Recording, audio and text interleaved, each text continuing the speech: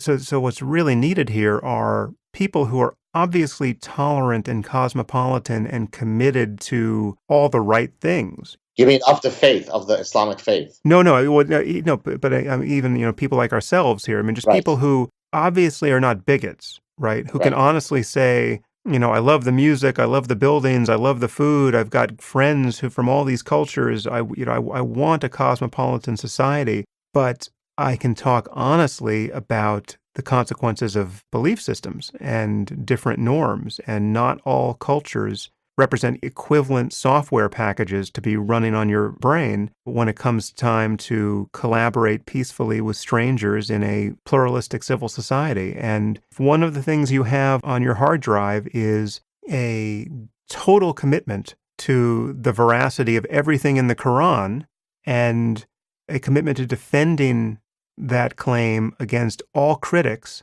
with violence if necessary, well, then we've got no place for you in our society. And Right. so, I mean, there is a deal breaker within the Islamic worldview, which just has to be spelled out, and Muslims have to be encouraged, cajoled, enticed, and, when push comes to shove, coerced into reforming that, indigestible bit of nonsense, which is giving us, Islamism and jihadism and a commitment to all of these obviously destabilizing and divisive So principles. let me, yeah, I'm glad you mentioned the word reform because I think that's one of the issues where, given your work with Majid, where we might disagree. See, I think that this piecemeal attempt that Majid is trying with, let's take this particular hadith and let's look at it in this way, and let's do the mental gymnastics that gets us the Olympic gold medal for mental gymnastics to reinterpret what that means, that's going to ultimately fail. Because those types of reform attempts, it's not as though he's the first to have thought of that. There's a history of that going back, a millennium, right? The question, if you're truly going to do something in the landscape of reform, it has to be a cataclysmic reformation. You quote discover a new revelation. I'm being slightly facetious, but I mean the point will still hold. You have to discover a new revelation that abrogates all the passages that are violent. So in the same way that you took the abrogation from being peaceful to now the violent ones are relevant, right? The Meccan versus Medinan Mm. dichotomy. Now you come up with a single new revelation that with one swoop of the brush gets rid. But this little minutia, right? I mean, in Arabic, a letter is harf, right? You cannot change a single harf. You cannot reinterpret a single harf in the Quran. So one could argue, doctrinally speaking, that which he is attempting is complete nonsense, right? I mean, now we can debate and we can do the mental gymnastics, but the reality is it's not as though others haven't attempted that. So there has to be a much quicker way. And I mean, you're the one who actually has said, look, these people are holding very dangerous views with 21st century weapons. So we don't have the luxury to sit around and go through the authenticated hadith and the non-authenticated hadith and sort through them and decide which letter we're going to reinterpret. That's what I call the holy 3M of apologia: misunderstood, misinterpreted, mistranslated. Rather, if you're truly going to do reform, if you're not going to follow Sarah Haider's prescription, which is jump from Islam to non-belief, Mm. if you think that people have to sort of do it in gradation, then frankly, I don't think that this piecemeal, line by line code of reformation is going to work. Do you agree at all with that, or do you think I'm misguided? Well, I just don't see an alternative. I don't see I a see. new revelation being in the cards. And I mean, that wouldn't be accepted by anyone. It's hard to see, how it could ever be theologically credible. So what I view Majid's task as being is finding some theologically defensible place to stand where you can get a truly strong commitment to secularism. And one place he's found it, which is really doesn't entail buying any of the hermeneutics. So you can be agnostic or uninterested with respect to any specific hair splitting of the texts, Right. but you just have to admit that because there's this radical plurality of views within Islam, and there's no pope who can reconcile these disagreements, certainly not in the Sunni world. pluralism demands secularism. There's just no other way to play this game because no one can win. There's not even a theological basis to claim unless you're going to go, all the way with Abu Bakr al-Baghdadi and say, I'm the caliph.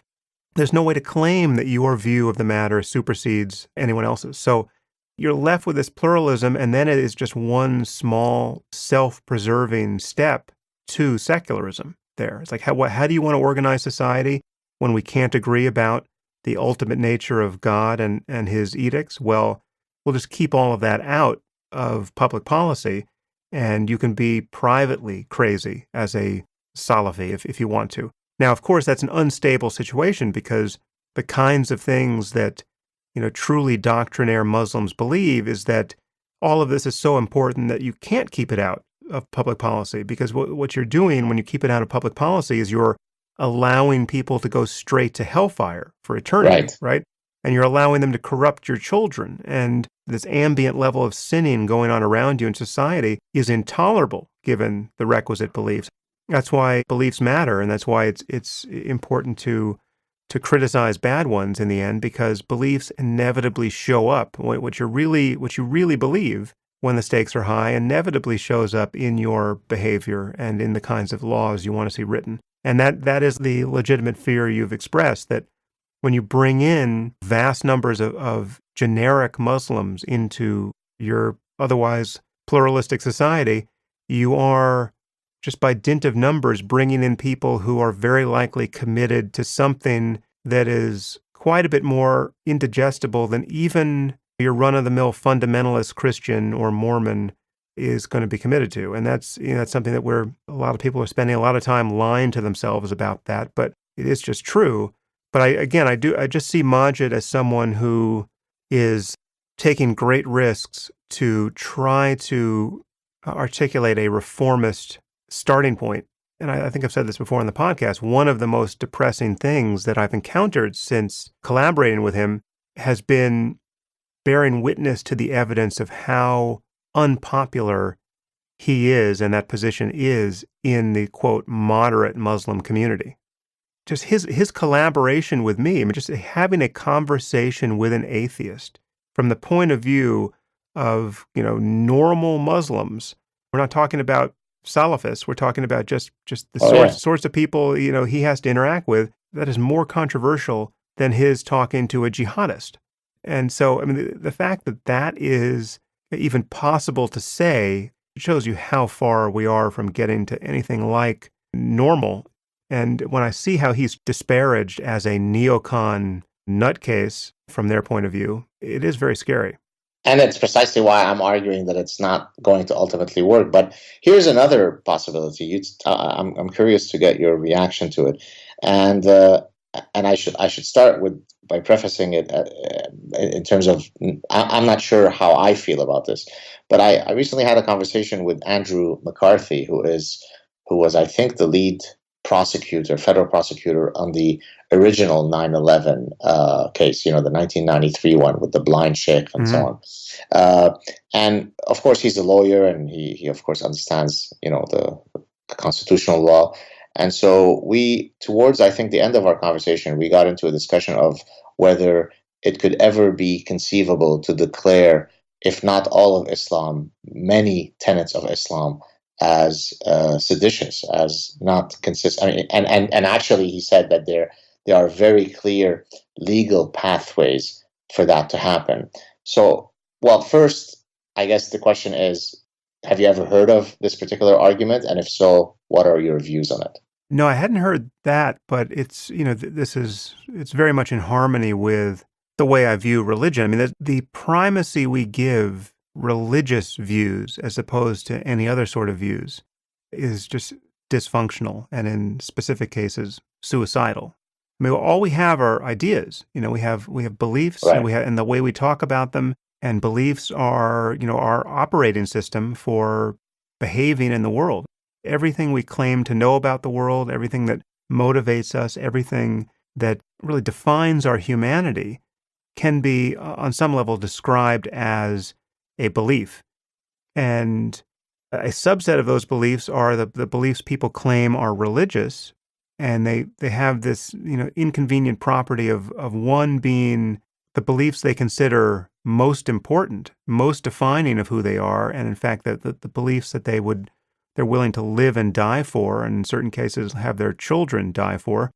And two, these are the beliefs that we are most squeamish about criticizing and holding people accountable for the logical and behavioral consequences of. So yes, if someone says I've got this religious belief that causes me to want to follow all of these manifestly treasonous principles in my life, well, yeah, then let's just be honest about the fact that particular religious belief is an engine of treason, and let's treat it the way we would treat any other idea that was leading people to commit treason. So, yeah, I think if you could break the taboo around going after religious ideas as opposed to any other sort of idea, well, then I think that would be a great Well, development.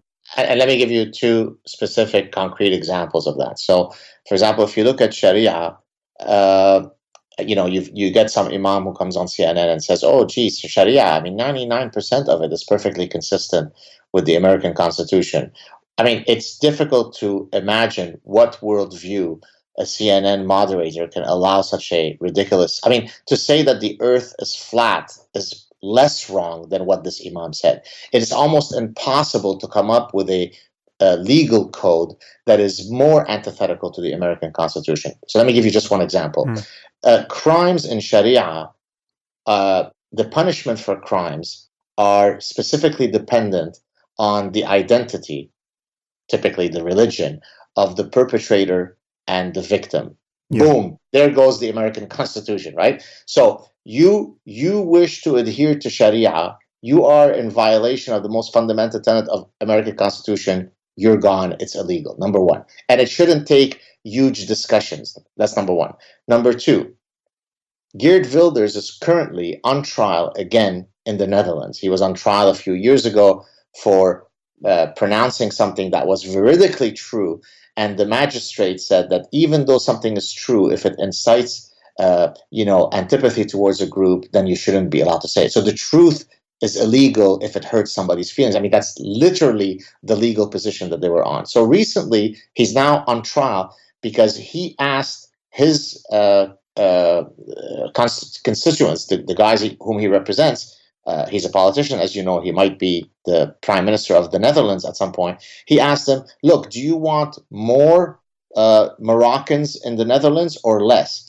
That question was Mm. perceived to be racist and likely to incite hate towards Moroccans. Well, if you are putting this politician on trial in the Netherlands for having uttered that sentence because it's hateful, then I will open up for you the seerah of Muhammad, and I will open up for you the hadith, and I will open up for you the Quran, and I will find hate speech in there that is of an order of infinite magnitude greater in its hate speech. So if that's the case, if we're going to have hate speech laws, then I know where to look for it and what to render illegal. So I actually think there is a strategic way by which we could attack the ideology while keeping the individual completely integral. And that hopefully can help us navigate through the problem of not being bigoted to individuals, but being very frontal against the ideology. I think that's probably the only way forward.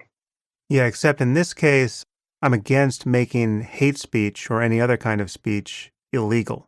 Right. So I think that's counterproductive. Then you open the door to blasphemy laws and all the rest. But So it's, even if it incites violence, even if the hate speech has immediate downstream effects towards violence towards a group.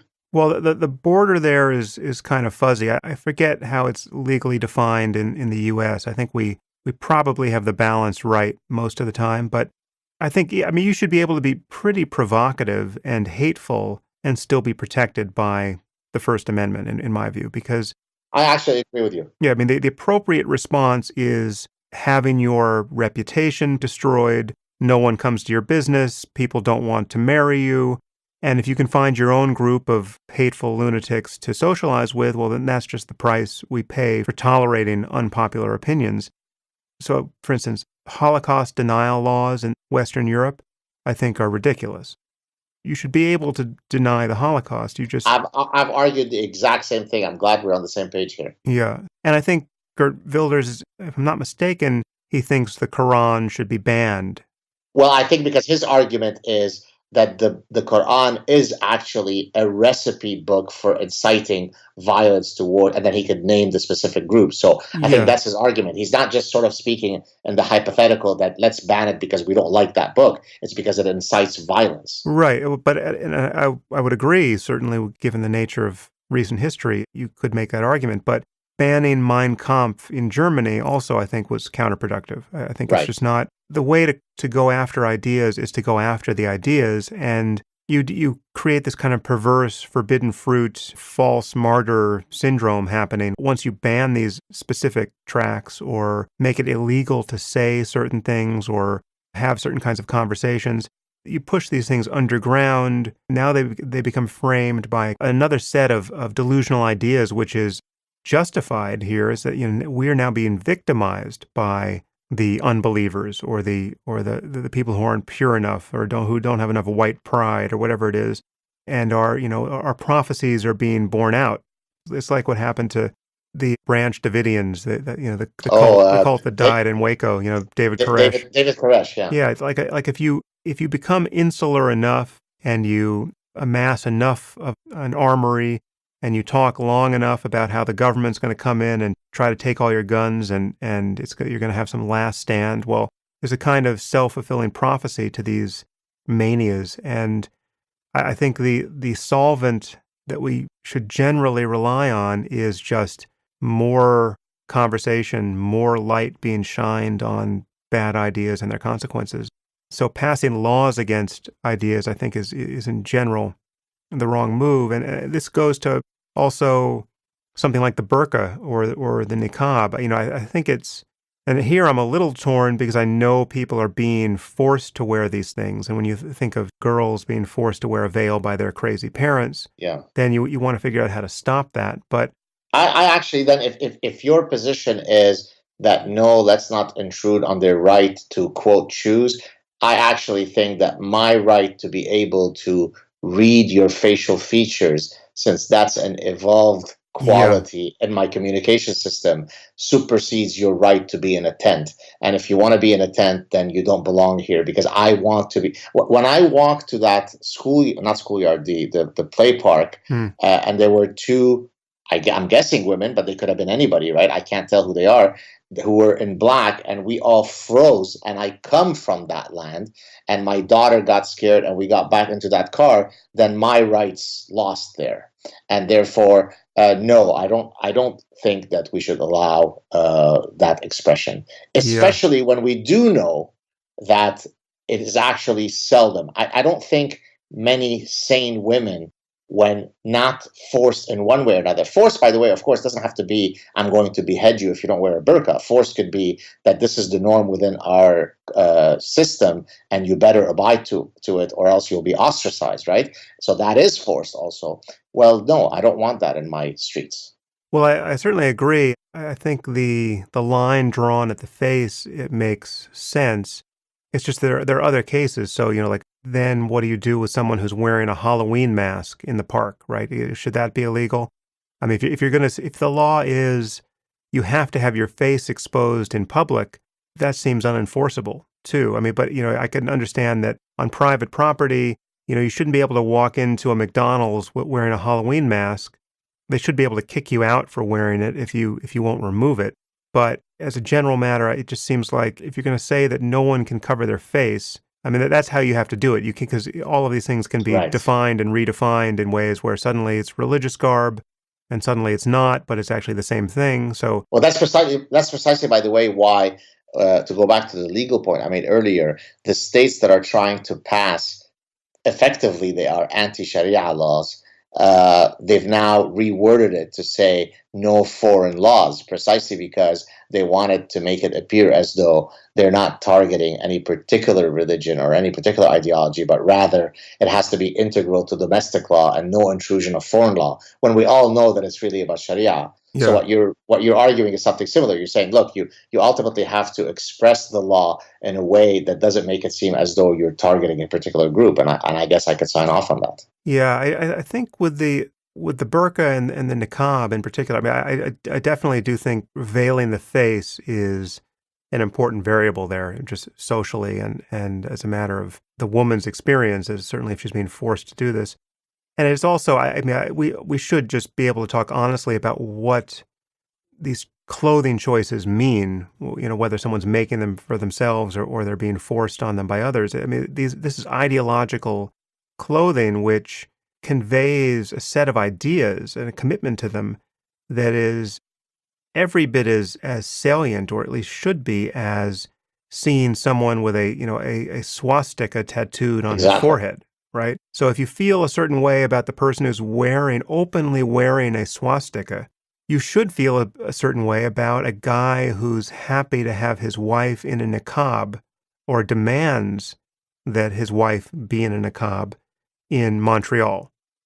It's not crazy to think you know a lot about a person who decides to live that way, just in the same way it's not crazy to think that you know a lot about what someone wearing a swastika believes about the Jews, say, or about black people, if he's a white skinhead. Well, I've made a very similar point on my last appearance on the Dave Rubin's show, where I said, look, I used to live in an area in Montreal that was full of very ultra orthodox Hasidic people, and so you'd see all these Hasidic guys wearing all kinds of garb, and as I'm driving on the street, on those streets with my wife, I oftentimes kind of look at them and say, "What? They just look ridiculous." I mean, 21st century, it's 40 degrees Celsius in the Northeast, it's hot, it's ridiculous that they're dressed this way. But the fact that I have that response, I'm not fearful for myself, because I know that as Jews and myself as a Jew, that garb signals to me that there's a green light that I will survive that encounter. But the person who is expressing similar religiosity but a Mm. different religion, then I could come to the conclusion that if they wear the burqa or the niqab, they're likely to probably not hold the most laudable of views towards the Jews, right? Again, it's a statistical game. I can't be sure that every single one who wears the burqa, but I could certainly make that statistical leap. And it seems incredible to me that that point is a controversial one, right? I mean, Mm. you would think that that's how our brains have evolved to calculate frequencies, right? This is why when we see the shadow of a big animal, we run away, even though once in a while it's a false positive and it turns out to only be an ostrich, no pun intended, right? So the fact that I come to the conclusion when I see a woman in burqa that all the men that are associated with her are likely to hold views that are not going to be friendly to gays and Jews, doesn't make one a bigot. It makes one someone who has a brain who can calculate statistical regularities. No. And another word for that is profiling. This is to Yes. talk about controversies that one may or may not regret having seized a hold of. Profiling, in my view, is just the dirty word for Right. acknowledging and being cognizant of those statistical regularities that relate to various threats. Is your feeling that is of all the stuff that you've written, is that the one that got you the most blowback? The stuff that gets me blowback, like the game theoretic concern about having a jihadist regime armed with long-range nuclear weapons and how that's not a recipe for a sustainable Cold War. Sam Harris wants to nuke the Middle East. That one. I mean, that stuff has gotten me demonized more than any other, but that is just a frank misunderstanding of what I wrote. I Exactly. mean, my views about profiling, I think someone can understand them and still, based on an unwillingness to actually think clearly about the problem, want to demonize me as a bigot on the basis of those Right. views. But the people who are demonizing me for my secular jihad against the entire Muslim world, by wanting to commit a genocide with nuclear weapons, that's just people are lying about what I actually wrote in The End of Faith. But there's a very strong sense that we have to be blind to all of these differences, and that to say, as Donald Trump has said, that we need to focus on Islam. Obviously, there's a problem here. I don't know what it is, but there's a problem here, and we should pull the brakes until we figure it out. I mean, that's basically what he said. And Right. again, I think he is a dangerous buffoon who I am doing far more than many of my fans want to try to keep out of the Oval Office, because people find it obnoxious for me to be expressing specific political opinions here. But he's clearly right insofar as, that sentence goes, right? There's something about Islam that we have to figure out. And that's profiling. And it Right. is for the person on the left who doesn't want to think clearly about the world at this moment, that is just as obnoxious and intolerable as saying that black people are inferior to white people. Right. Or, I mean, Right. just fill in your clearly bigoted, racist trope. And to not see the difference there and to not see the reasonableness of acknowledging that there's a reason why we're not having this conversation about Mormonism right now. The Mormons are not blowing themselves up. For all the stupid things Mormons are doing, and there are many of them, they are not destabilizing whole societies with their commitment to sectarian violence.